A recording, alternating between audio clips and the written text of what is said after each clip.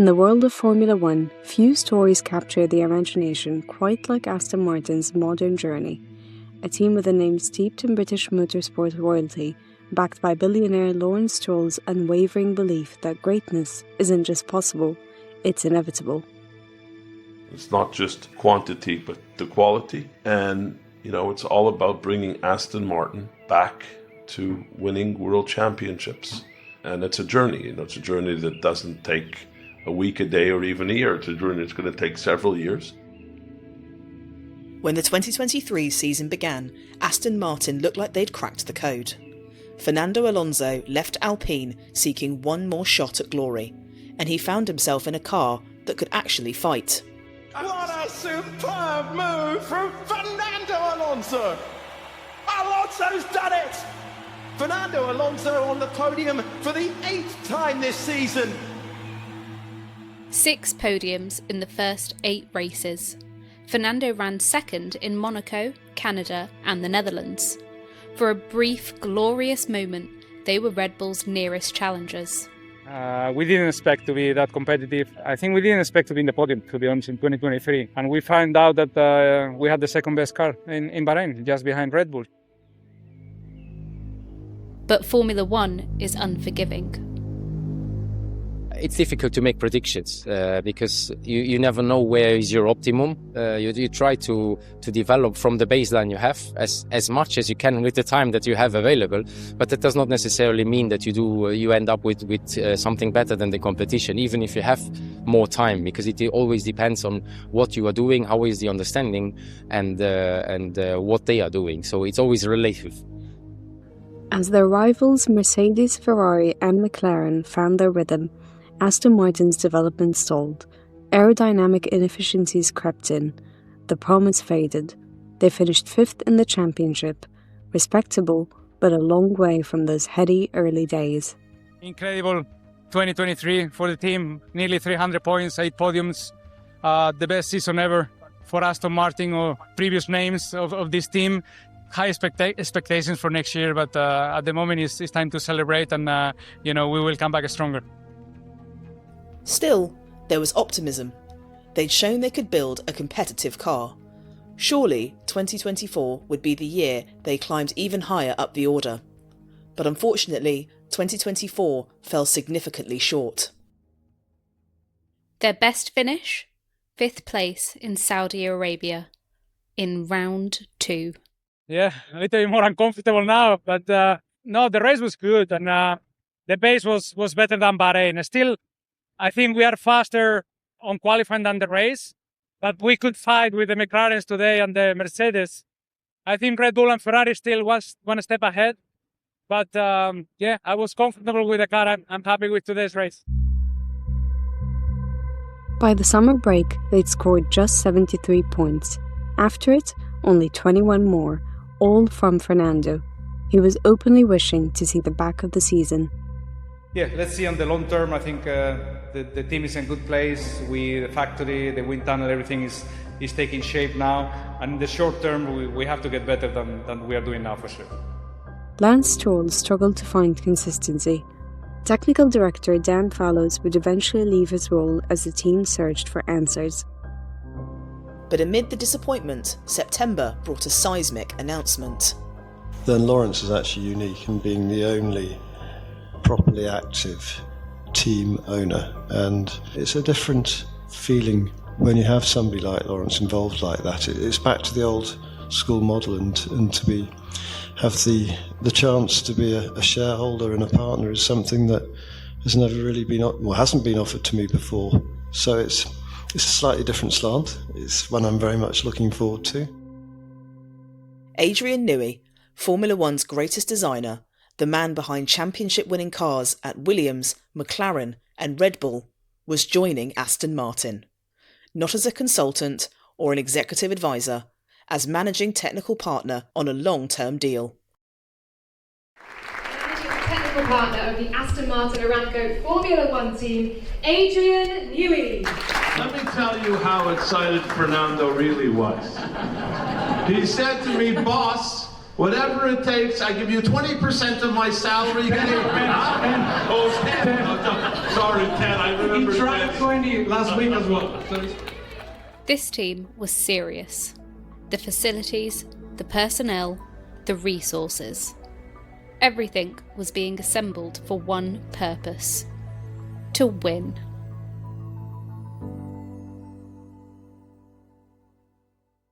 Aston Martin's story in Formula One is one of ambition, investment, frustration, and a promise that keeps getting postponed. Lawrence Stroll has a vision. The Canadian billionaire didn't just buy an F1 team, he bought a dream. When Force India went into administration, I always recognized or believed that a Formula One team should one day have a very large value, like an NFL football team or a UK football club or what have you. And why it hadn't is because of the unlevel playing field with no budget cap. So I said to myself, with the right leadership and vision, which I can bring, the right finances, which I can bring, there's a strong possibility to take this team to be one day fighting for championships. In 2018, he rescued the struggling Force India team from administration, rebranded it as Racing Point, then in 2021 leveraged the Aston Martin's name to give it a genuine prestige. But Lawrence's ambitions went far beyond a rebrand. He committed hundreds of millions of pounds to building facilities that would rival Red Bull and Mercedes. He had the most advanced wind tunnel in Formula One installed, as well as a cutting-edge simulator. Every tool a championship team could want, all housed in the Silverstone countryside. The bet was simple: build the infrastructure, hire the best people, and championships will follow. It's a question of time. It's like building any business. Another company I've owned took 5 to 7 years to start to get it all right. And then from 7 to 10 years, you grow stronger and stronger. So, famous expression, Rome wasn't built in a day. There's no business built in a day. Formula One team, no different than any other business. You got to hire all the right people, and they got to do a good job. But by 2025, 3 years into the Aston Martin era, that bet was still waiting to pay off. Rewind to 2023 and you'll find the team's best form to date. Fernando Alonso was 41 years old, a two-time world champion, supposedly in the twilight of his career. He joined Aston Martin from Alpine and got his hands on the AMR 23. The car was designed under the watchful eye of Dan Fallows, a former Red Bull aerodynamicist brought in specifically to inject championship DNA into the team. One of the things we managed to do last year was to sort of look at the whole car from nose to tail and say, what can we improve and what can we do? And I think it's a testament to the sort of talent and commitment of the people who are here, and some of whom have been here for many years, that given the opportunity to take that sort of overview of the car and say, okay, let's critically analyse what could we do if we had the time, if we were able to engineer it in a better way over a longer period of time, what could we do? And the result is the car we have now, and it's, from my point of view, night and day better compared to MR22. And for 8 incredible races, it worked. Fernando stood on the podium 6 times in the opening 8 rounds. He finished second in Monaco, where with better strategy, he might have won when rain started falling late. Yeah, I'm happy. I think we didn't have the chance. Obviously, Max was quicker than us right from the beginning until the end. So, we have to accept that. And second was the best place for us today. And the race was not easy to execute, especially when the rain hit us. He finished second in Canada, second in the Netherlands. Aston Martin looked like genuine challengers to Red Bull's dominance. The paddock buzzed with excitement. After years of Mercedes and Red Bull trading championships, could Aston Martin actually break into that elite tier? Then, reality hit. We absolutely can't underestimate how strong our competitors are in this area of the F1 field. Mercedes, Ferrari and McLaren sorted out their early season troubles and found pace. As they did, Aston Martin's development stalled. And what made things worse was some of their upgrades introduced aerodynamic inefficiencies that made their car harder to drive. The podiums dried up, and by the end of the season, they finished 5th in the Constructors' Championship with 280 points. It wasn't a bad result for the team, it was a significant step forward. But those early season heights became a bittersweet memory, rather than a platform for sustained success. I don't think that we are missing anything. I think for me the only thing that we are missing and we are not up to speed is just time. You know, this team is so new. If you compare to any other title contender, we are just 3-4 years old, you know, the team. So naturally we have to learn through mistakes. We have to take some lessons from mistakes that we will do. And this is the only thing that is missing or we will face in the next few years. The team regrouped. Lessons were learnt. 2024 would be different. Except it wasn't. 2024 wasn't just a disappointment, it was a decline. After showing they could challenge at the front in 2023, their peak performance in 2024 came in round 2, where the team finished 5th place, and they never reached those heights again.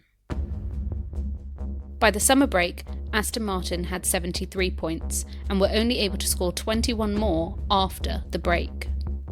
Technical director Dan Fallows would leave his role as the team searched desperately for answers. Aston Martin indicated that Dan Fallows' departure from his F1 role was performance-based after the team struggled during the F1 2024 season. The car wasn't developing the way they'd hoped. The wind tunnel, the simulator, and all the facilities weren't translating into on-track performance. But September's news that Adrian Newey would be joining Aston Martin sent shockwaves through the paddock. Adrian Newey's name carries weight. With over 35 years' experience in Formula One, he's designed championship-winning cars at Williams, McLaren, and Red Bull. He's the designer every team wants, the technical genius who sees things others don't. He'd spent nearly 2 decades at Red Bull, helping them dominate the early 2010s with Sebastian Vettel and then again in the 2020s with Max Verstappen. I would have always, would have preferred Adrian to stay, but I think you also shouldn't underestimate, the key people behind it, of also the current success. And I think Adrian's role has evolved, from when he started at Red Bull to currently, where of course he was also busy on other projects. So of course I'm sad that he is leaving, and I wish him of course the best, because we have a great relationship and there's no bad feelings or anything, because at the end of the day people want to leave and they want to do something else. You have to respect that as well. When Red Bull announced in May 2024 that Adrian was leaving, every major team on the grid wanted him. Ferrari, Mercedes, McLaren, all were linked with approaches. But Aston Martin won that race. On September 10th, 2024, they announced Adrian would join as managing technical partner on a long-term deal. Not as a consultant, doing a few days here and there, but a proper hands-on role leading the design team. I guess one of my policies has been never to join a successful team. Give yourself the challenge of joining a team that, at that point of time at any rate, is struggling a bit. The statement was unmistakable. Aston Martin wasn't playing around. They were assembling the pieces for something special. Adrian would start work on March 1st, 2025. His focus would be the 2026 car and the massive regulation changes coming to F1. It is. It's going to be quite a compressed period, I must admit, because the regulations for that, in terms of the chassis regulations and the aerodynamics that go with that, they will be announced very early January. As I said, so I'll be 2 months behind the ball when I start. And the sort of mechanical layout, people can start much earlier than that. So it'll be quite a short time, and learning to try to get myself up to speed straight away with the new team. So it's going to be an intense period, an intense challenge, but that's an opportunity. Whether we can achieve it and hit it is, who knows? And here's where Lawrence's investment strategy started to look brilliant. He wasn't just throwing money at the problem, he was methodically assembling what could become a super team. Andy Cowell joined as CEO and team principal in January 2025. Andy led Mercedes' power unit division during their dominant hybrid era. He knows how to build championship-winning engines for a top F1 team.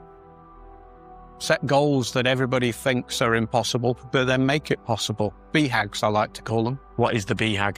To win multiple championships, back to back. And you believe it will happen? Yes, it will happen. Former Ferrari technical chief Enrico Cardile was also set to join. The pieces were falling into place. It's a pure excitement because there is the commitment, the focus and the confidence that it will be right. We are building something special. We have all we need for doing a great job. So failure cannot be an option. But there was still 2025 to get through. And with Adrian focused entirely on 2026, the current season would be about survival and not success. The season opened in Melbourne with mixed signals. Well, testing was, it was complicated. The weather was changing a lot, and we were trying lots of different things. As soon as you get to a race circuit, you get very limited track running. And as we saw, track evolving, 2 red flags. And so we used Bahrain to do lots of experiments, lots of tests on all the bits that we've got. A little bit of test work here now, but now just getting into that routine of trying different tyres, giving the drivers time on track, understanding tyre temperatures, and just getting ready for qualifying and then the race. Lance Stroll, team owner Lawrence's son, and Fernando Alonso put in a strong performance. Starting from 13th on the grid after a challenging qualifying session, Lance navigated tricky wet conditions to finish 6th and score 8 crucial points. It was one of those races just had to stay on track and keep it clean, and we did that today, so happy to pick up 6th. Fernando, meanwhile, had terrible luck.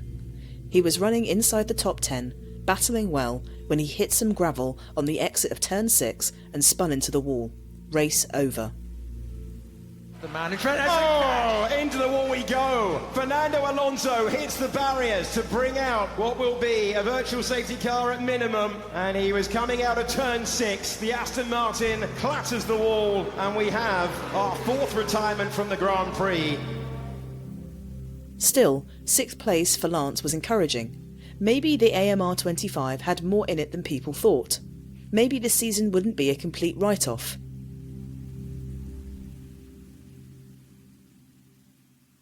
But China exposed the car's limitations. Fernando qualified 13th, Lance 14th.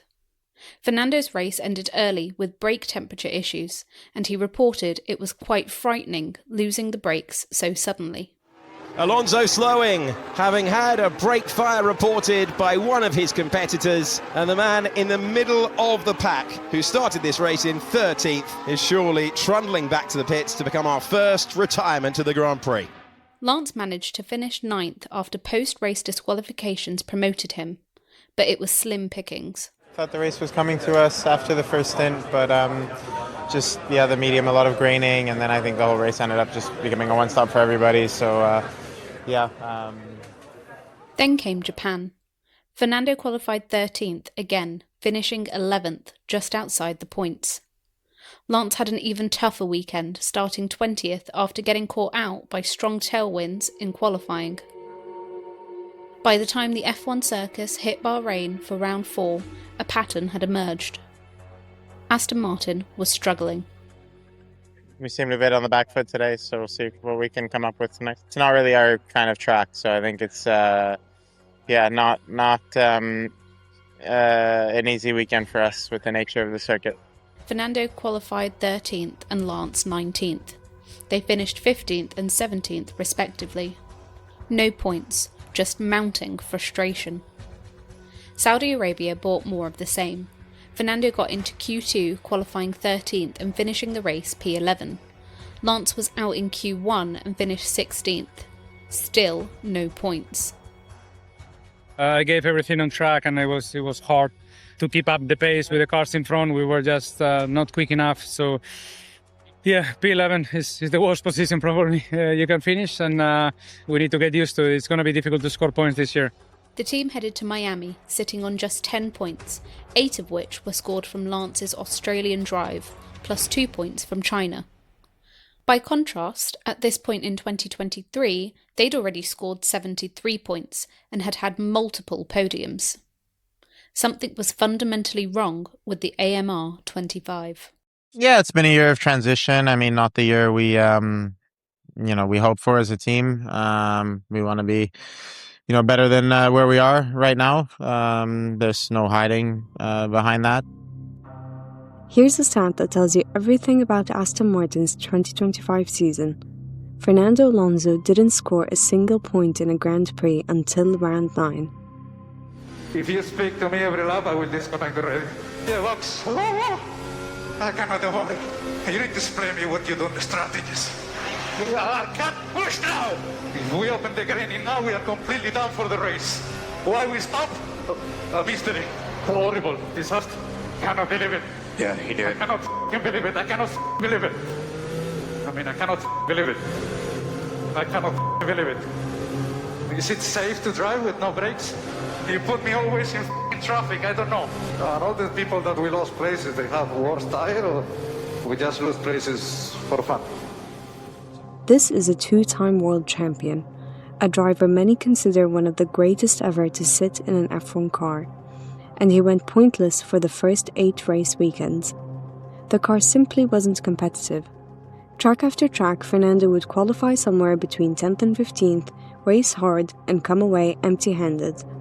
Yeah, P11 is the worst position probably you can finish, and we need to get used to it. It's going to be difficult to score points this year. Miami brought a glimmer of hope in the sprint race. Lance made some brilliant strategy calls in changing conditions, climbing from 16th on the grid to finish 5th after penalties, scoring 4 points. But in the Grand Prix itself, Fernando ended his race 15th, Lance 16th, both out of the points. Yeah, it was difficult. The car was difficult to drive. It has been the whole weekend, and we expected a tough race, and it was a tough race. So, as we expected going into it, a tough race. Imola promised to be better. The team brought upgrades, which included new bodywork and floor components. In qualifying, both cars made it into Q3 for the first time all season.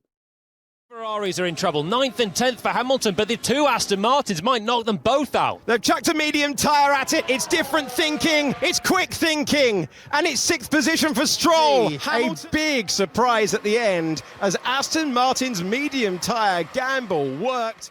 Fernando would start 5th and Lance on 8th. Finally, a chance to score a decent haul of points. But a virtual safety car came out at exactly the wrong time for Aston Martin. Their rivals pitted for fresh tyres under the VSC, losing minimal time.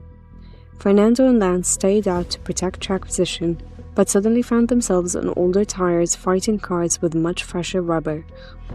Fernando finished 11th, just outside the points. Lance was 15th. The frustration was building. You could see it in Fernando's radio messages. Yeah, it's gonna be a torture. It's like a luckiest driver in the world. And hear it in his post-race interviews. Yeah, I mean, it was just unlucky. The car was super today. We followed the McLaren and Russell at the beginning of the race, which was definitely a good surprise for us to be that competitive in the front part of the field. And then, I think we were okay to secure P6, P7 with both cars, and then the virtual safety car gave the opportunity to everyone to stop and exit in front of us, and our race was over. So, I think extremely unlucky, but the car was competitive, had a good fight. Even at the end, I overtook 3 or 4 cars of the midfield in 9 laps, so it's something that we were not used to this year, so definitely a step forward. The car had given glimpses of hope. That Q3 appearance proved there was something there, but race pace remained elusive. Monaco brought heartbreak of a different kind. Fernando qualified 7th in Monaco, where track position is everything. Yeah, it's one of those days that you enjoy driving and you enjoy racing so much. Saturday in Monaco is one of the best feelings. When you push that small amount over the limit of comfort, and you still finish the lap, and P7 I think is a good result for us and good starting point. And tomorrow is going to be very tactical with the new regulations. We need to be alert, we need to be focused, and hopefully score the first points of the season for me. Lance, unfortunately, suffered damage in qualifying and would start 19th. Just a messy session, red flag at the end, cost the chance to improve and progress, so that was unfortunate. For Fernando, Sunday suddenly looked promising. He had track position, the car felt decent, and points seemed inevitable. Then, a power unit issue struck. Is that Fernando Alonso? Fernando Alonso with smoke out of the back of the car, and he's parked it up. Raskas, his Monaco Grand Prix, which looks set to reward him with his first points finish of the year, will end on lap 38. Yeah, retire the car, smoke. Fernando tried to nurse the car home, managing the problem as best he could, but it was no use. He had to retire. Another race, another chance gone. What made Monaco hurt most was that Fernando had done everything right. He'd qualified well, driven cleanly and managed his tyres, but none of it mattered when the power unit gave up. Yeah, disappointed because I think the race was difficult from our side. We had to manage many things. Since lap 15 we had a airs problem, so we didn't have the electrical part of the engine. So Lance finished 15th and the last of the runners. It was a weekend to forget. But worse was on the horizon. The Spanish Grand Prix brought a new crisis. Lance had been experiencing pain in his hand and wrist for weeks, which were issues related to a procedure he'd undergone back in 2023 after a cycling accident during pre-season. Saturday night, about 6-7 o'clock, I was at home in Switzerland. He was in Spain on his bicycle with his teammates training and had a fall. Broke both his wrist and a toe. It was a shocking moment for a father. For any of your children to get hurt, I think is a shocking moment for any parent. Lance sustained fractures and a broken toe, had surgery, and somehow still made it back in time for the Bahrain race. It's the left hand that's struggling to go over the top. And so he's actually taken his hand off the wheel to change position. Ooh, okay. That's arguably even worse what's going on there. I mean, he's just pushing the steering wheel with his left hand. Even finishing 6th despite his medical team initially doubting whether he could compete. Now, 2 years later, the problem was back. After qualifying 14th in Barcelona, the team announced Lance would undergo another medical procedure and miss the race. Their reserve driver couldn't step in because he hadn't driven in any practice sessions that weekend, which is a requirement under the FIA sporting regulations. So Aston Martin ran just one car on Sunday. we were always in the top 10 in all sessions and now in qualifying as well. Q3, obviously in 1/10, you can finish P7 or P10. We are the last of that group, unfortunately, but let's see tomorrow what we can do. We're going to get those first points of the season tomorrow in front of the home crowd. I hope so. You know, we've been maybe on Imola and Monaco with the serve to be on the points. We didn't, so let's see tomorrow. And finally, Fernando Alonso scored points. And Alonso's got past Lawson, and he's finally going to get a point. What a Grand Prix finish. Okay, mate, good job. That is the flag. P10. Well done. Okay, so there's a point. Hard earned. Well done. He qualified 10th, raced clean, and when a late safety car bunched up the field, he made his move. Fernando crossed the line in 10th, promoted to 9th after Max Verstappen received a time penalty. It was his first points finish of 2025. Round 9, Spain, his home race. The relief was palpable. Excited at the end. I saw the people, standing up and things like that in the last few laps. So, happy for them. The race for us was more difficult than anticipated. We were very slow in the straights. All the moves we have to be aggressive in 10-3 on the outside, so not a normal overtaking place, but it's what we had today. So, definitely I felt more comfortable on Saturday than on Sunday. With Lance back from his medical procedure, the team headed to Montreal with cautious optimism. Canada had been good to Aston Martin in 2023. Alonso had finished second there. Maybe the circuit would suit the AMR 25 better. Fernando qualified 6th.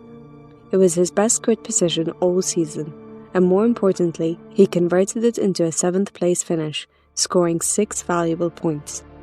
Quite happy. I think the car was good the whole weekend, not only on the race. Actually, the race probably was our least strong point of the weekend, and thanks to the 6th position yesterday in qualifying, we kept the pace at the beginning of the race, and we opened a gap that it was a little bit our safety net, for the pit stops and things like that. So good weekend. We executed well, and good points for the team. The car felt better. Fernando was confident in it. The team executed their strategy well. It wasn't a podium, but after the nightmare start to the season, 7th place felt like a victory. Lance, meanwhile, had a tough weekend. He qualified 18th and finished 17th in the race. The inconsistency between the two cars was becoming a theme. In Austria, Fernando did it again. Another 7th place finish, another 6 points. One stop strategy was the one to go for today. It was the fastest. I think I was not as fast as the Sauber or the Hasses, and still finish in front of them. So good pit stop, good timing, and then at the end a little bit lucky as well, because when Gabriel came with a lot better pace, I had Norris, with the blue flags, and Gabriel could not attack me on the last lap. So, and then the race was one lap shorter, because letting Norris go, next lap we saw the checker flag. So yeah, all in all, it was a perfect combo for us. The car still wasn't where it needed to be, but at least they were scoring now. Then came Silverstone, the British Grand Prix, Aston Martin's home race, and both drivers would score points. Rain hit Silverstone on race day, creating the kind of mixed conditions that separate the great strategist from the rest. Fernando started 7th. Lance, after a disappointing qualifying where strong gusts of wind sent him into the gravel at turn 6, would start 17th. Yeah, tricky session, tricky day. Just balance of the car getting away from us throughout the day. So that was the main issue. Yeah, what was the biggest limitation? You mentioned the balance there. I was really happy with the car yesterday. Good balance, good rear grip, and then today it just completely went away. So I'm not sure. But in the rain, anything can happen. Lance's strategy team made excellent calls, bringing him in for tyre changes at exactly the right moments. He climbed through the field steadily, gaining position after position. Fernando held his own, battling hard in the points. When the checkered flag fell, Fernando had finished 9th. Lance, incredibly, had climbed all the way to 7th. Crazy car to drive, amazing finish. Yeah, 4 years I've been safe. I mean, it's the worst piece of shit I've ever driven in my life, to be honest. But it's okay. 7. 8 points scored at home. It was Aston Martin's best result of the season so far, and crucially, both cars had contributed. The momentum seemed to be building. Maybe, just maybe, they'd turned a corner.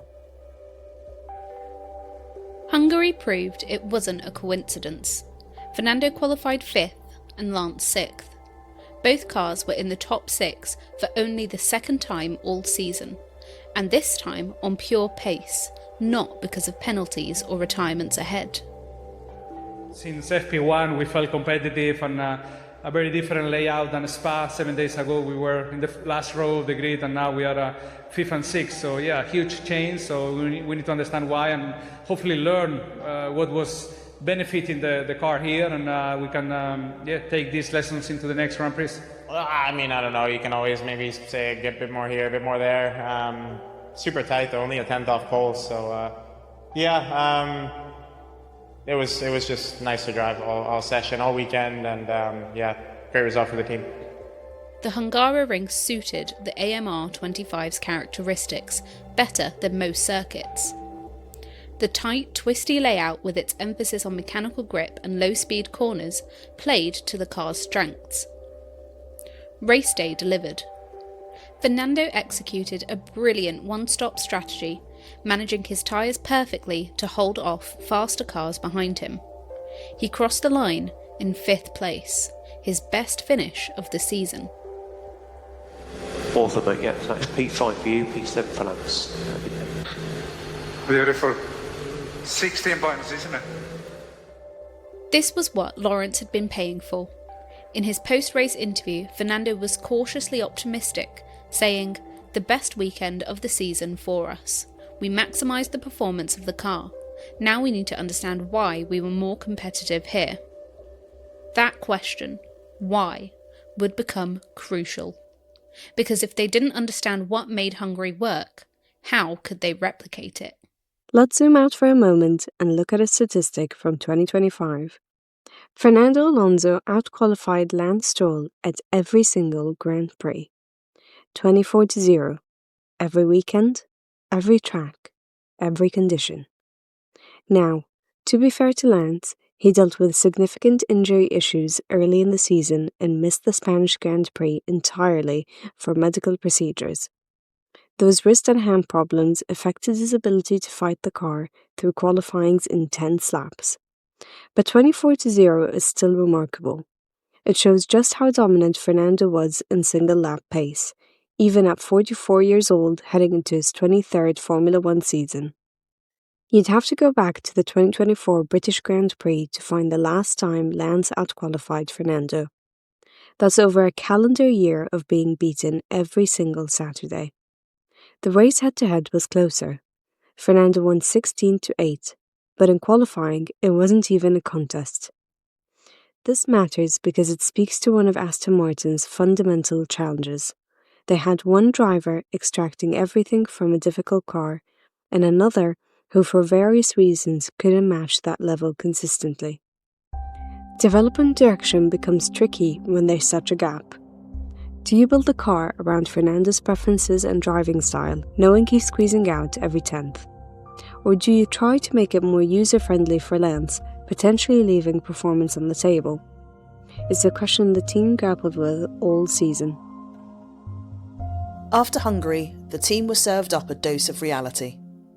Belgium was a disaster. Fernando qualified 20th and had to start from the pit lane after taking a new power unit. Lance qualified 19th. In the race, Fernando finished 17th, Lance 14th, neither scoring any points. Yeah, we want to, be in the points, but today it was a bit out of reach. In terms of the way the race unfolded, do you feel like you guys made the right decisions when to start and had the strategy and that kind of thing? I think so, yeah, we did what we could. I think we got probably everything out of it today. Yeah, we will try to do the best we can. Some races will fit our package, some races not, and let's try to score in the opportunities. The team had brought a new package to Spa, hoping it would unlock more performance. It didn't. If anything, the car felt worse for the drivers. Zandvoort, the Dutch Grand Prix, brought mixed fortunes. Both drivers scored points, Fernando 8th, Lance 7th, but it required Lance starting 19th and driving brilliantly up the field, whilst Fernando's race was hampered by poorly timed safety cars. The afternoon was not easy. I think safety cars didn't help. They were in the wrong time at the wrong place, and some of the cars that finished in front of us, I think they were significantly slower than us. Like the Hasses. So we lost maybe an opportunity. Then came Monza, the Italian Grand Prix, a race that summed up Aston Martin's 2025 in one painful afternoon. Fernando had qualified 9th, which was a solid result. He gained a position at the start and was running well in the points. On lap 27, disaster struck. Fernando Alonso is stopping. Suspension failure. This is unbelievable, man. Exit of Ascari is what we're looking at over the curbs. And the failure of the part in that moment, the sparks out of the back, and the suspension fails. This is it in slightly quicker speed. The vibrations of the Formula One car over the curb, breaking the car. A suspension failure. A piece of gravel kicked up by Lando Norris's car at the start had struck Fernando's front right pushrod, weakening it until it eventually gave way. Pure bad luck. Fernando was fighting back tears in his post-race interview. Such was the frustration.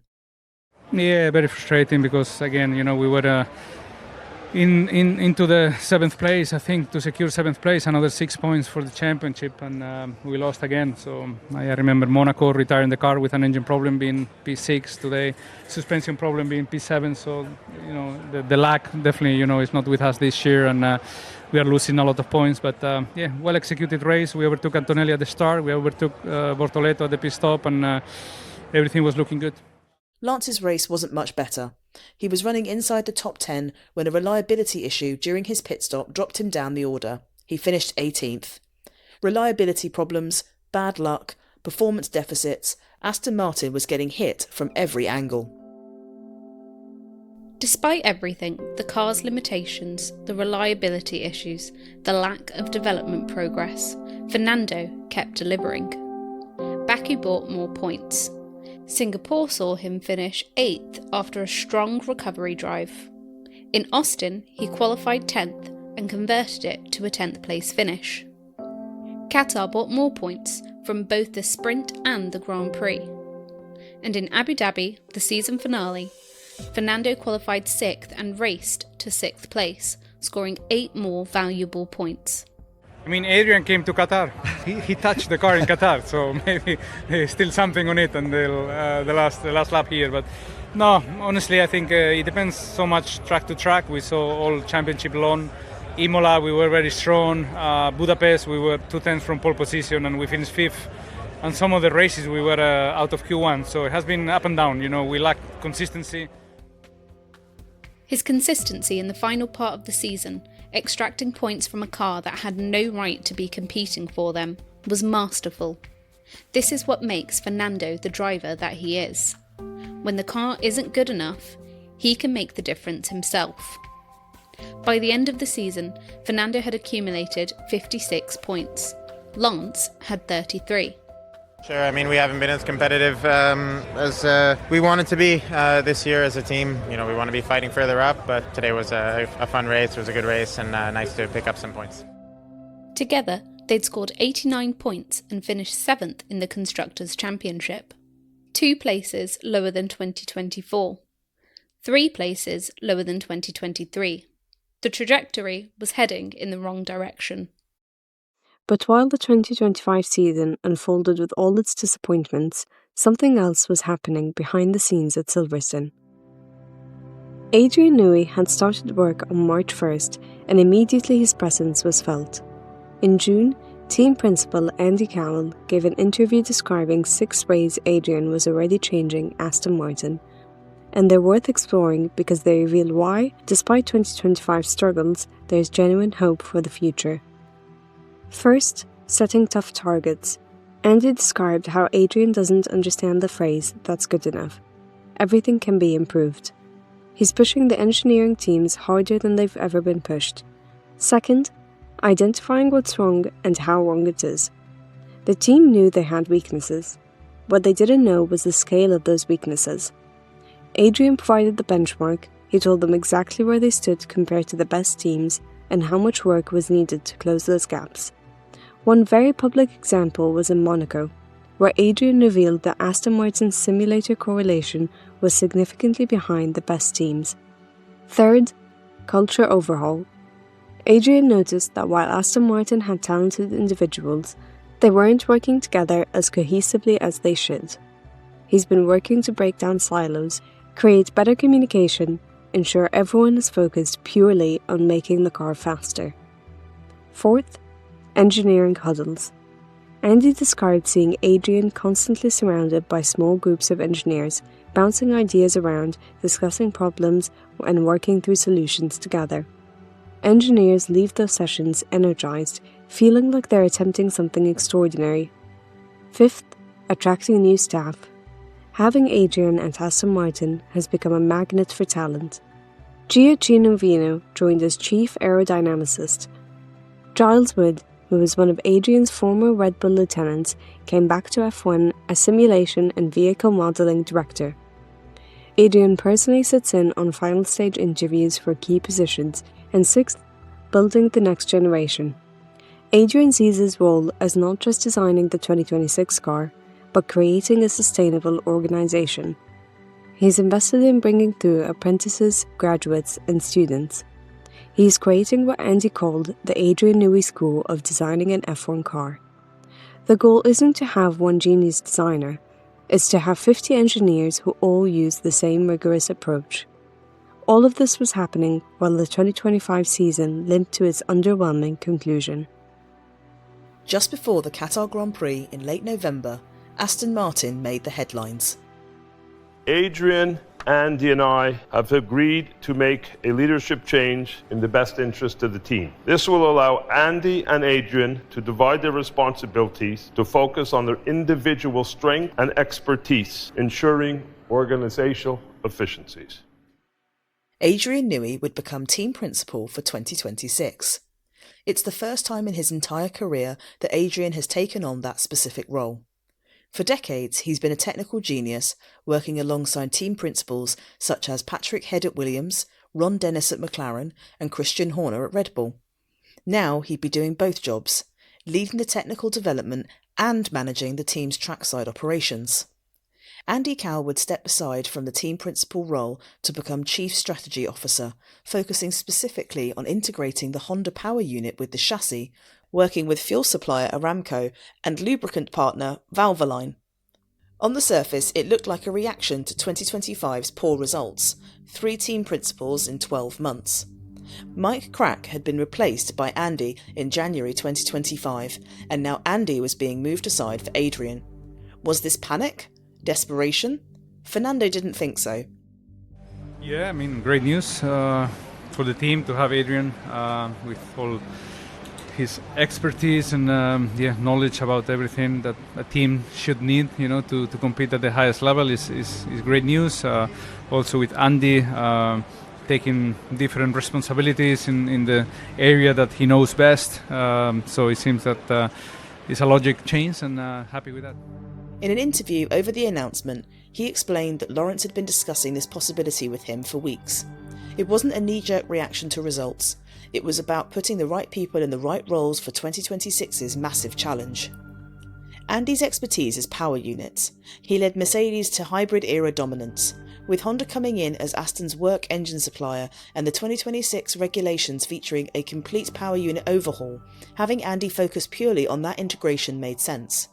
And Adrian? Well, his explanation for taking on the team principal role was refreshingly pragmatic.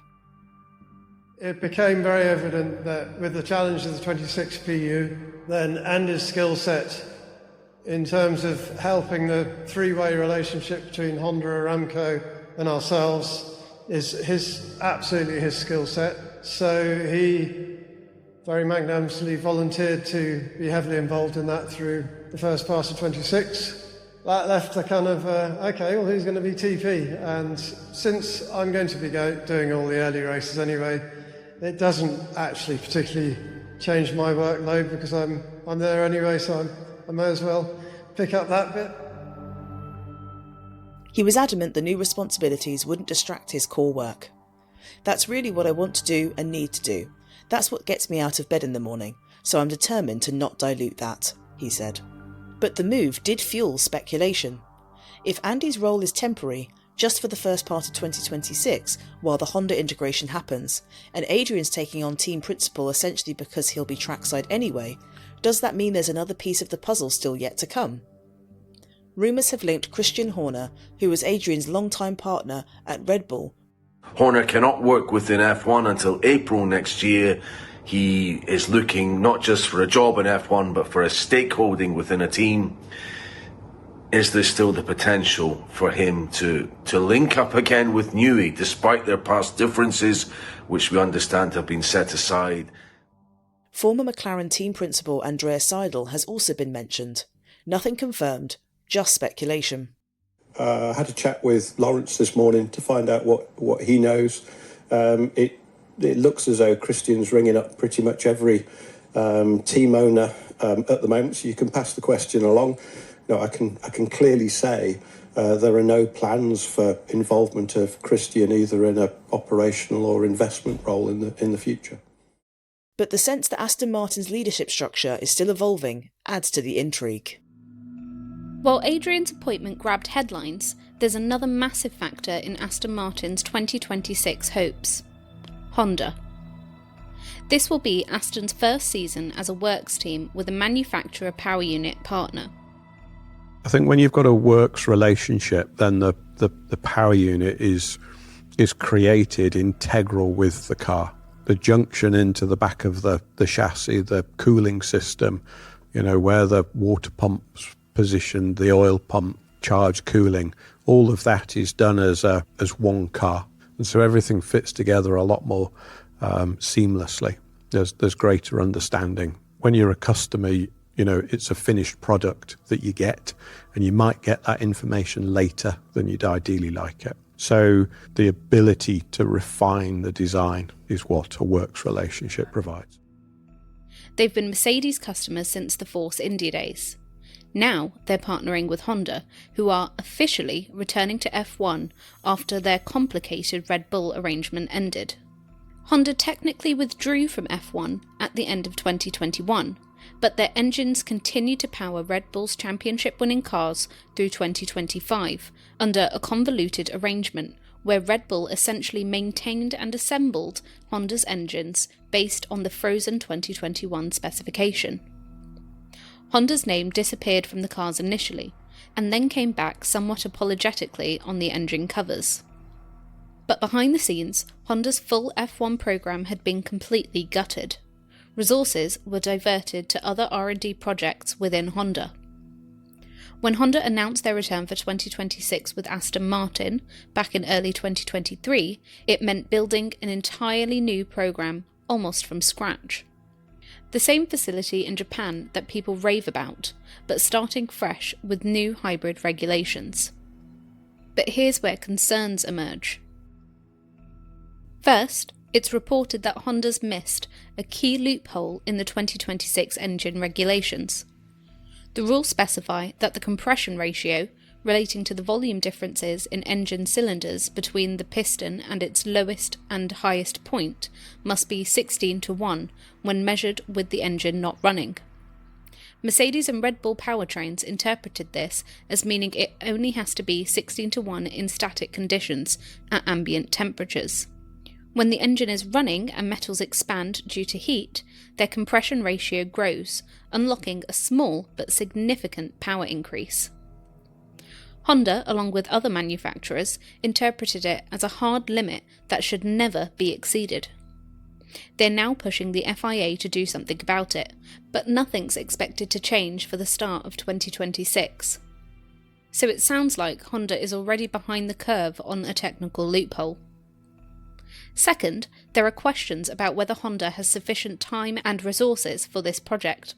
Yeah, obviously, it's frustrating when you see how they overtake you on the straights, and then you arrive to the corners and you see them, braking late, making mistakes here and there, and you are perfect in the corner, you are recovering time, and then on the straights again they go or they overtake you. So it's frustrating, but it's the way it is, and hopefully we can learn lessons from this. They gave themselves less development time than rivals. The program is being run more tightly than the success at any cost approach that led to Red Bull's championships. There have been rumours that Lawrence is actually bankrolling significant parts of the development because Honda itself is being more conservative with spending. Third, battery technology. The 2026 engines require massively increased electrical power, nearly a 50-50 split between combustion and electrical energy. Reports suggest Honda might be behind on battery development, which would be ironic given how much effort they put into getting their MGU-H, the part that recovered waste heat energy, perfect in the previous era. The 2026 engines don't have MGU-H at all. Fourth, reliability. 2015 and 2017 was Honda's return to F1, and when they rejoined and partnered with McLaren, it was a disaster. Underpowered engines, constant failures. They eventually sorted it out and became extremely competitive, but those early years were painful. Could 2026 be another rough start? And fifth, the geographical challenge. This Aston Martin project spans multiple locations, more than any other team. Car development in the UK, Honda in Japan, fuel supplier Aramco in multiple locations, lubricant partner Valvoline elsewhere. Components and data are moving around the world constantly. Aston Martin's setup is the most geographically spread in Formula 1. That's not inherently fatal, but it adds complexity and logistical challenges. This is why Andy moving into the Chief Strategy Officer role makes sense. Someone needs to be coordinating all these moving pieces.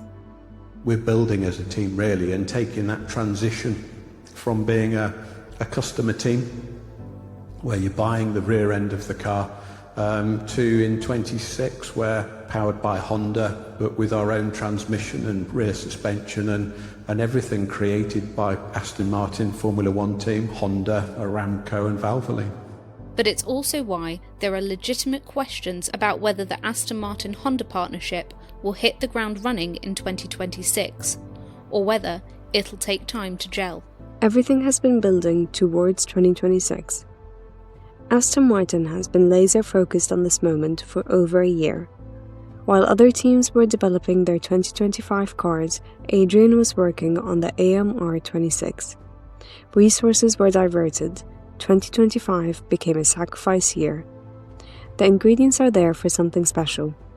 Adrian Newey designing the car, Andy Cowell integrating a Works Honda power unit, state-of-the-art facilities at Silverstone, unlimited backing from Lawrence, Fernando Alonso still hungry for that third World Championship, and Lance Stroll with the years of experience and the motivation to prove his worth beyond being the owner's son. This is all on the road and the journey. I said when I took over this team, bought the team, it's about 6 years ago now, I said it'll be a 10-year journey to winning a Formula One World Championship. The whole campus just has that feeling of winning, of performance, of people striving to find that extra tenth and a hundredth of a second. You can't get too excited when it's really great, and you can't get too down. There's always next weekend. There's 24 weekends. It's a long season. Each weekend is not the end of the world. It's one piece of 24 races over a year. On paper, it's a dream scenario. But F1 isn't one on paper. The concerns are real. Honda's late start, the compression ratio loophole they missed, battery technology questions, the geographical complexity, Adrian taking on team principal duties for the first time ever. The leadership structure is still potentially in flux. And then there's that simple fact that every regulation change is a lottery. Teams that dominated under one set of rules can fall back under another. Remember Honda's own Braun GP fairy tale in 2009 when a rule change created an opportunity for a small team to win everything? Or how Mercedes nailed the 2014 hybrid regulations while others floundered? 2026 could be Aston Martin's moment, or it could be another false dawn. We'll know soon enough. Aston Martin will launch their car on February 9th in Saudi Arabia. Testing begins shortly after. And when the lights go out in Melbourne for the season opener, we'll start to see whether Lawrence's billion-dollar bet is about to pay off. There's one more element we need to discuss: Fernando Alonso. He'll be 44 years old when the 2026 season begins. He'll be entering his 23rd season in Formula One. His contract with Aston Martin runs through 2026. There are suggestions that it could be extended, but realistically, this is likely his final shot at a third World Championship. He'd like to finish his driving career winning races, doing well in races. So I think that's what that's linked to. Last race for Fernando, top step of the podium. That's what we all dream of. Fernando is one of only 34 drivers to have won multiple F1 World Championships. He's widely considered one of the greatest drivers never to win a third title. Fernando Alonso, what a great champion, what a great sporting spectacle, what joy, what release. Renault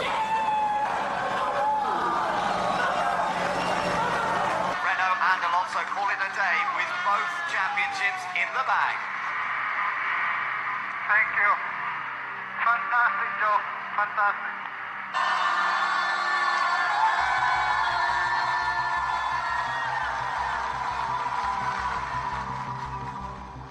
If you were to ask most pundits to name the best drivers of the last 20 years, Fernando's name would appear on nearly every list.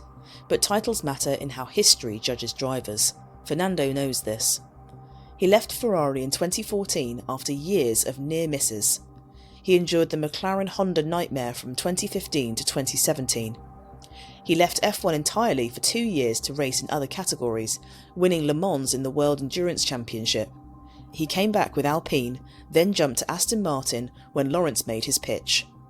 This is Fernando's last throw of the dice. Because I don't have that time, to go through that process of making mistakes and learn from those. But I'm relaxed about that. I will do my best, and I think with Adrian, now the team has all the ingredients. And the frustration of 2025, not scoring until round 9, finished 7th in the championship with 56 points when he finished 4th with 206 points in 2023, must have stung. But Adrian's arrival has given him hope. In interviews, Fernando has been cautiously optimistic. He trusts Adrian's track record. He sees the investment Aston Martin is making. He believes the 2026 regulations create an opportunity.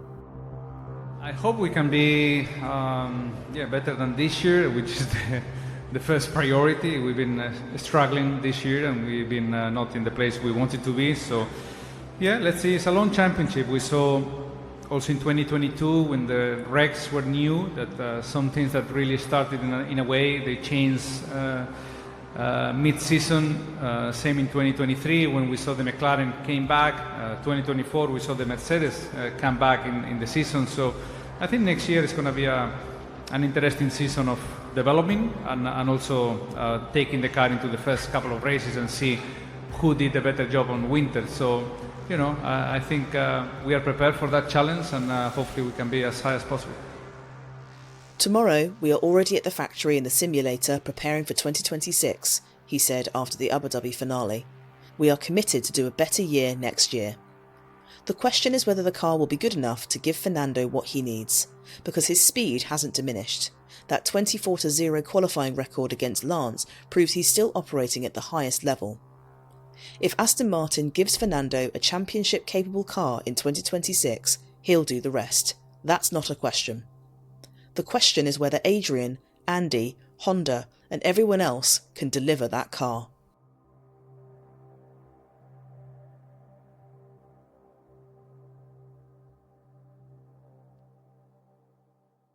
So that brings us to the end of Aston Martin's 2025 season, and it was a year that began with hope and ended with some very uncomfortable questions. But let's be honest, was 2025 actually acceptable for Aston Martin, given their resources and ambitions? Ooh, I think Aston Martin delivered some great performances for 2025. Name them. Okay, there was one in, was it Silverstone, where Lance Stroll was basically ahead of Lewis Hamilton, who was in the Ferrari, and he was like very much competing in the top 10. There was a few races in a row where I think Fernando Alonso and Lance Stroll got double points finishes. And I'm pretty sure we've put Fernando Alonso as one of our grand picks on our Grand Prix podium this year. So they haven't been completely bad. Great. Strong point to end on with that. Do I think that it was acceptable for Aston Martin? To be honest with you, I think that their season sort of feels quite familiar to Haas's season. I think they've had some okay results.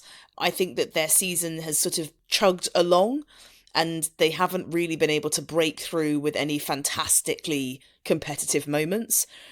But I also think that the context for 2023 and their blinding performance there was that we were already into a new regulatory cycle in 2022. And when you're in an early cycle of F1 regulations, teams are able to find big gains in short amounts of time. If we saw in 2025, for a lot of teams, as we're starting to see across our episodes, is that you kind of hit a ceiling with how much performance you can generate out of the same car design that you're going for. Each one becomes an evolution, not a revolution. So you're kind of trying to build on the stuff you've already got, but the gains become a lot more incremental.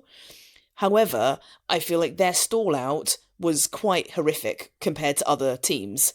And I remember there was a point where Fernando was saying like podiums for the rest of the season. And unfortunately, it just petered out. And yeah, ironically, when he said that, it was the race that he got the last podium. Yeah. Like he literally said, it was in 2023 and he said, oh, next time I'm on the podium, I'm going to win, and then never step foot on the podium ever again. Yeah. So it's been a very difficult time for Aston Martin. But I mean, I've said it before, I think the car is one of the sexiest looking cars. It's got one of the best liveries time and time again on the grid. They've got fantastic resources, but these things take time. You know, as we're starting to delve in all of these episodes, we're talking about a lot of the midfield teams as we're going up the Constructor Championship order from 2025. All of these teams have got goals. All of these teams have got visions. All of these teams have fantastically talented people working incredibly hard and flat out to get themselves better results.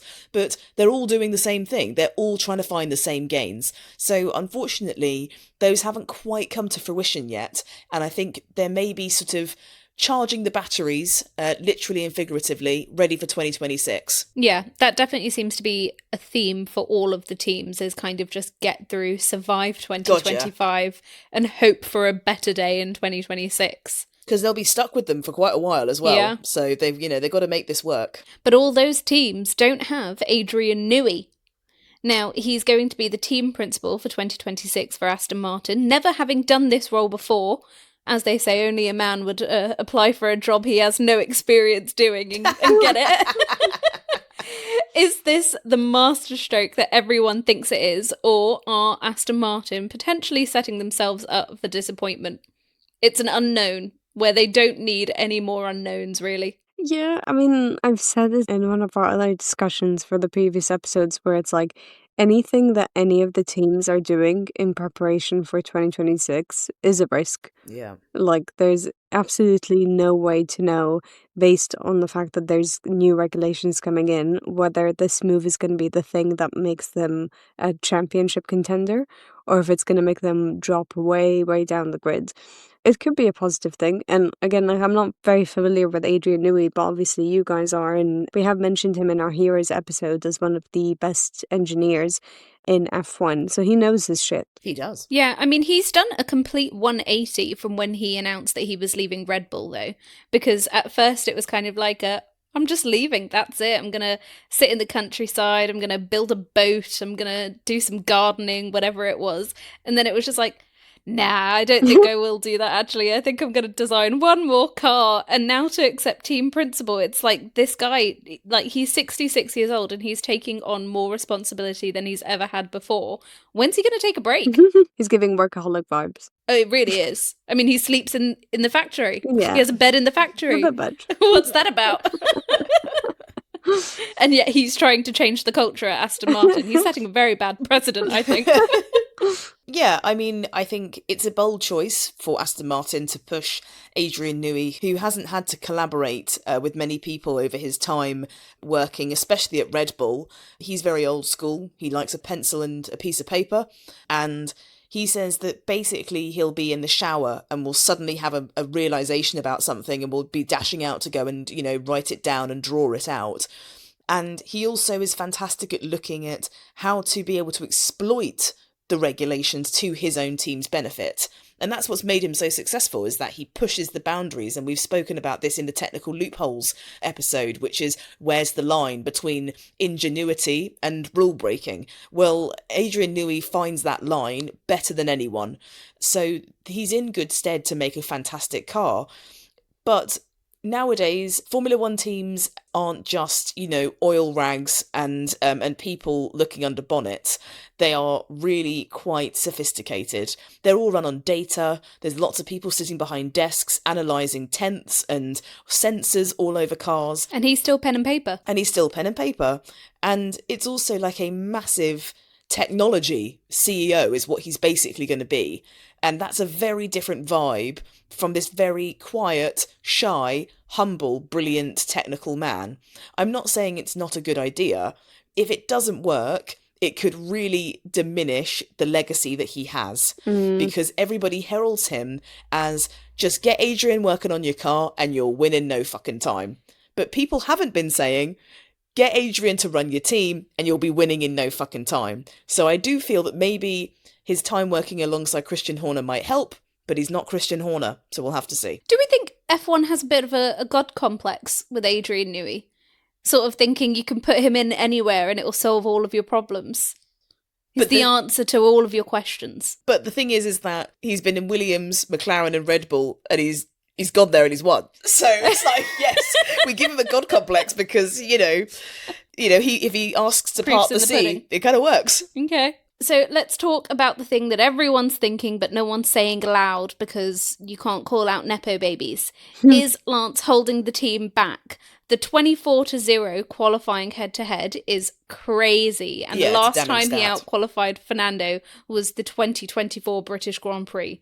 I think that's insane. Do you think he's holding the team back? And do you think he's ever actually going to win a championship? No. Oh! There you go. She said it. I don't think he's gonna win a championship, and realistically and unfortunately for Alonso, I don't think he's winning his third one either. But I will say, yes, the qualifying head-to-head is bad, but Lance Stroll did still deliver decent performances this year. You know, like he was ahead of Alonso for the first however many races. He was way ahead of Alonso in points. They still managed to get double points finishes. He wasn't that far down in the drivers' standings. I don't think he's really holding the team back. I think, yes, Alonso is a stronger performer than he is, but he's not the worst. But let's call a spade a spade. This team only exists because Racing Point went into administration, and if someone didn't step in and buy it out, Lance would be out of drive. And so his dad came in, bought the team, and then eventually got Aston Martin in on the mix. Yeah, I mean, there's no lie that, you know, Lance's career has nearly entirely, in terms of F1, has been reliant on the fact that his dad can wade in and invest a large sum of money and, you know, can essentially turn his son into a very attractive offer to most teams to take him on. Let's be real, Lance Stroll is never going to be a world champion. It's just not going to happen. He should be part of a children's fairy tale, which is one of the three blind mice, because his spatial awareness is really not fantastic. And I'm trying to be professional here. He compared an F1 driver's spatial awareness to the three blind mice. Yes, professionalism. Three blind mice. Thank you. And stay tuned to the episode, and I'll name the other two blind mice that I think are the drivers on the grid that haven't got much spatial awareness. But I do think it creates an awkward dynamic for the team because everybody knows Lance Stroll isn't going to get fired. If you had someone that was a lot more brutal, like the Red Bull mentality, he would have been gone many years ago. And yes, he was able to step up and he was able to score points, minimal amount of points for the team, whilst Fernando Alonso didn't. But the point is that the team hemorrhaged points when Fernando Alonso wasn't bringing in the lion's share, and that is what Fernando Alonso has to do all the time for that team. Is he is the lead driver, and his input into the car and the driver development is worth its weight in gold compared to Lance Stroll. And Lance Stroll also creates and accrues a lot of damage across a season on the car, and there's a lot of scurried repair works that need to get done. I'm not saying that Fernando isn't also crashing here and there, because their car isn't very easy to drive, but I think that Lance is holding the team back.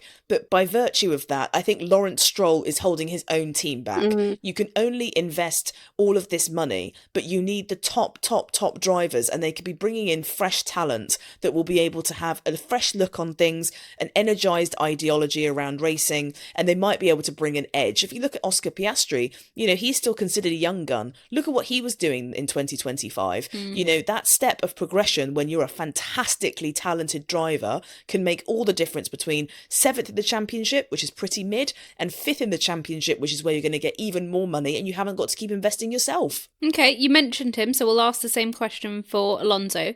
Do you think at 44 years old he's got another championship in him? No. Well, bearing in mind, he does. Okay, but he didn't score until 9 races in, Habibti.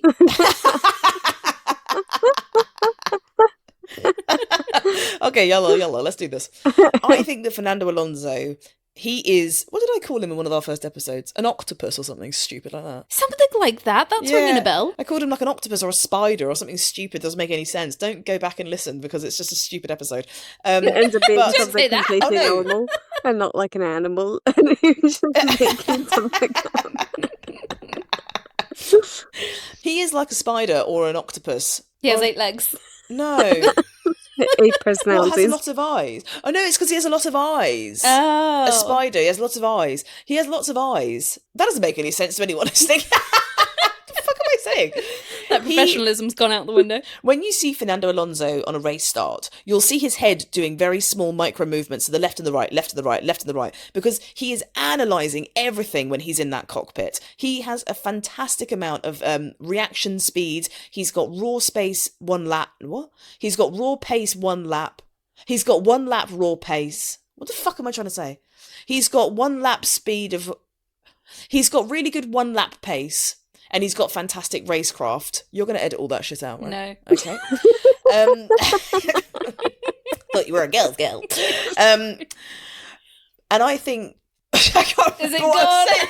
I can't So, say in he's a conclusion- spider. He can see everything. Yes. Is he going to win? No. You said at the start that he was. You swore he was going to win. You said wallahi. Yeah, but I've just zoomed out. I don't know. I've spent so long talking and bored. He's not going to win. He's not going to win. There you go. I've zoomed out and I've sort of floated above myself and thought, what the fuck are you saying? Sharp. He's not going to win. He's not going to win, but I really, really hope he doesn't retire anytime soon because I think he's so funny. Like, his personality is just hilarious. You sounded so sarcastic just then. Because he's so funny. No, he is hilarious as a driver. Like, I find him so completely unhinged, and he's so entertaining to watch, especially when he's on the radio. What's your funniest and moment? You can't put me on the spot. Yeah, we can. You've just been ranting and raving. Off pod, you said you found him really hunky. No, I didn't. Now we'll get to William's episode, and I'll tell you who I find that. You have a type for the Spanish men, it seems. Yeah, but in their 30s. Yay. Ageist. Yeah. It's not ageist to have a preference. I'm not saying retire, old man. You just did. Clipping that up. So we're all in agreement he's not going to win again, but he's a fantastic driver, yes? Okay, are you saying he's not going to win again because he's in an Aston Martin or because of him? Because of his age. I don't... Oh. Okay, Jeez! ageist. That is fully ageist. Sorry, what's the oldest champion that F1 has had? Oh, easy.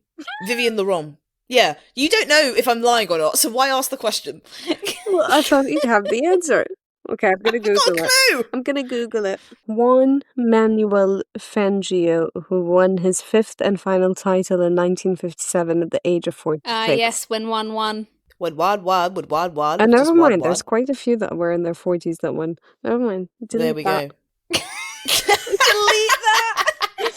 that! Invalid argument. So, are you saying that he's not going to win because he's Fernando Alonso, or are you saying he's not going to win because he's an Aston Martin? Yeah, but we don't know, Nav. Like, well, no, we don't that's know. why I'm asking you a speculative question. I'm not asking you to tell me the future. No, let I'm me asking you to predict it. We don't know. We don't know about Honda. It's not that I don't believe in Fernando. I don't know about Honda. I don't know about Adrian Newey. I don't know about Andy. I don't know about Lawrence. Like, there's so many factors that come into this. Outside of that, then I don't know about everybody else. Max? Okay. Lewis? Io? Team principal. I sort of blanked on the names of drivers. It's been a while. You're gonna get any passion for driving next season.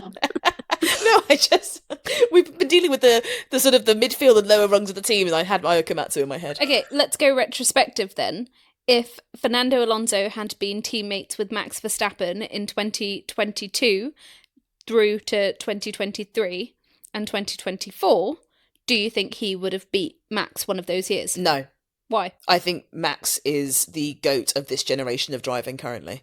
I think Max on his best day, right in his prime, doesn't beat Fernando Alonso in his current age. I think Fernando Alonso in his prime, I think that would be a pretty good battle. Okay, so current day, skill issue. No, not skill issue. Then what? Just a more skill competitive issue. grid. Yeah. Okay. Lewis and Fernando are of a different generation of driving. We can all accept that, right? I mean, that's fair enough. They've been driving for God knows how many years. So, as much as they have brought fantastic racing and they are still at a very high level, well capable to be able to be in fantastic top teams, they are also towards the end of their careers.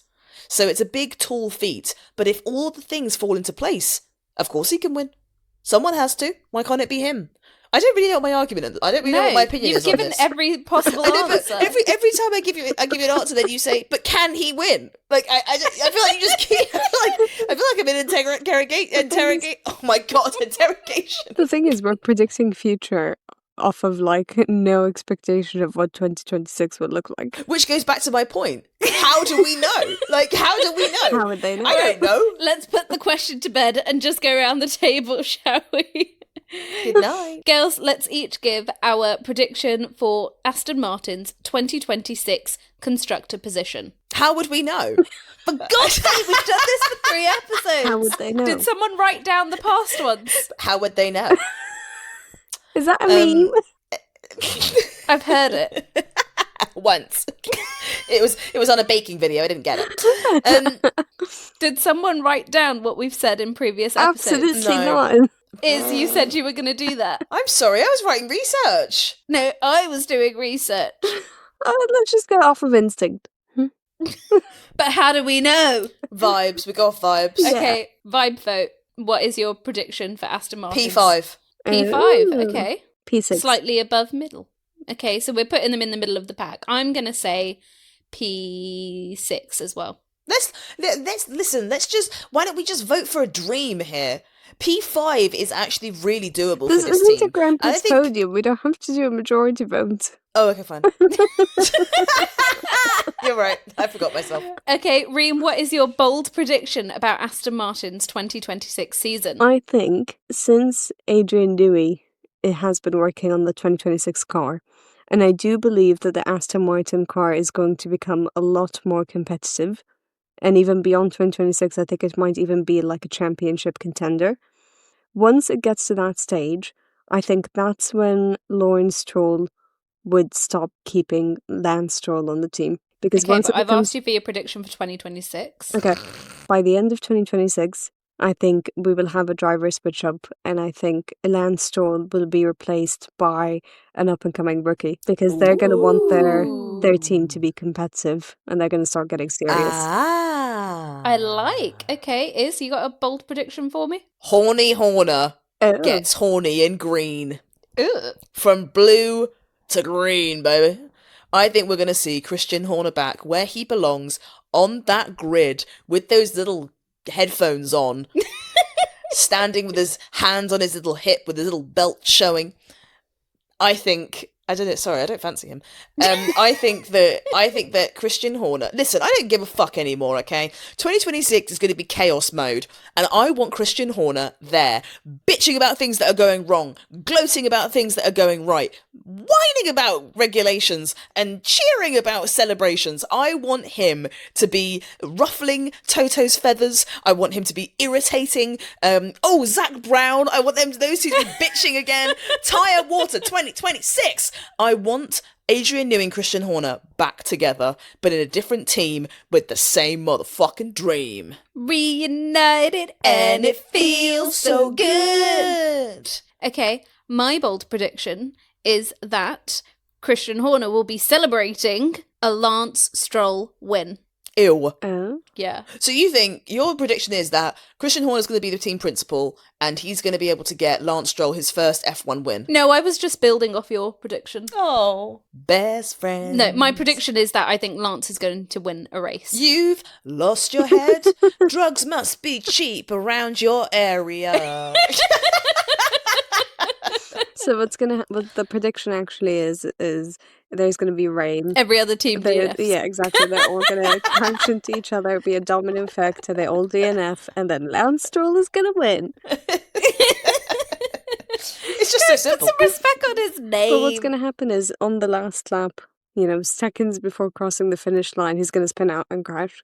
Yeah, literally. He'll crash with himself. And he'll be like, oh, it was my wrist. Daddy, massage it.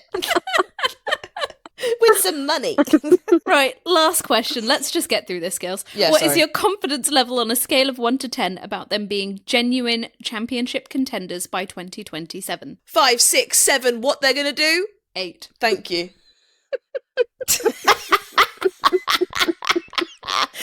I made them redo Fun that. thing is, audience, she made me redo it just so she could do that as her line rather than just plain out say 8. I ruined the flow of the pod, and it wasn't even funny. I think don't even cut out the middle bit. Just let them hear her say, No, I want to be more mature for 2026. When you started? Right now. That Right. wasn't cool. Tell us why you think 8. 8, because they've got state-of-the-art simulators. They've got Adrian Newey. He's not doing what he normally does, but he's doing something. They've already got the 2026 car designed. He's changing the culture. Lawrence Stroll has big Canadian pockets. They've got Fernando Alonso with important driver input. They've got Lance Stroll because they need 2 drivers. And they've got all the components that they need.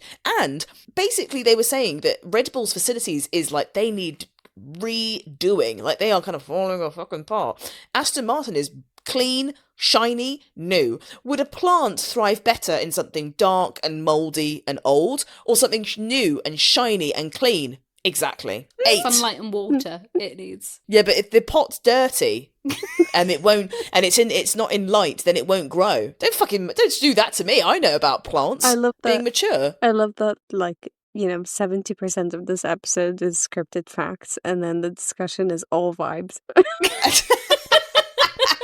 We give the people what they want. Listen, I can't keep saying a bombshell happened. I can't do that for the whole of the episode. I can't add something fun. Yeah. Reem, your confidence level? My confidence level is, why was 8 afraid of 7? Because 7, 8, 9. 9. 9. 9! Because 7, 8, 9. 9. Why did you say it like you were finishing a rap? 9 is crazy. 8 was wild. You both said that you don't think Lance or Alonso have it in them to win a championship. But how could we know? But no, but seriously, how could we know? Reem, am I right? Yeah, well, yeah. But my bold prediction was that there would be a driver change-up end of 2026. And you said by 2027. And you said a rookie. Yeah. So you think a rookie is going to win them their championship? But it could be a rookie, and Fernando Alonso could also be switched. Felipe with someone Drugovich. else. Sure. That's the rookie reserve driver. Okay. He's very good. He hasn't got to drive. Yeah, it could be him, and it could be one of the current rookies that we had for 2025 that end up also joining the team. Maybe Bortoletto. Maybe Oliver Behrman. Maybe Isaac Hadjar. No, I think Isaac Hadjar would stay in Red Bull. Maybe Nico Hulkenberg. Nico Hulkenberg is not a rookie by Just far. wanted to see what you'd say for all these things. But I think... Okay, Hey! Okay, go on. So needy. I'm just trying to get through this now.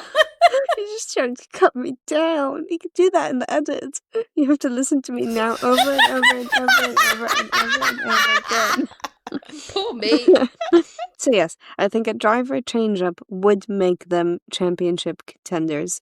Which is why repeating mine's your a point 9. doesn't make it a But I stronger have to give a point, you know. conclusion. Otherwise, the audience might be like, "Oh my god, a cliffhanger." You watching Traitors. Yes.